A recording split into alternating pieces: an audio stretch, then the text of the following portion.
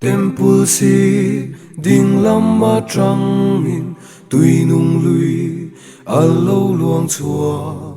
chu tui pan tu apiang te chu an boralo Alleluia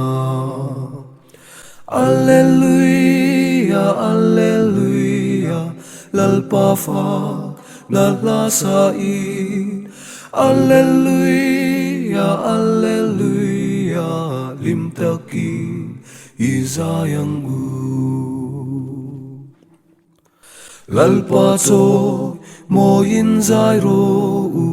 amma chu atrasia angil nei na chu kan chung nga a omrenga Alleluia Alleluia Alleluia lalpa fa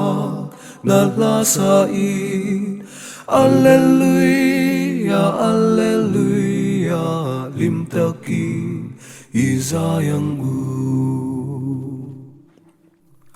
râu pui na lệ trôi môi na te pa pha pa thar rau thiang lim ne na cha tuan in nom ro se Alleluia Alleluia Alleluia Alleluia lalpa fa lala sa i Alleluia Alleluia lim taki izayanggu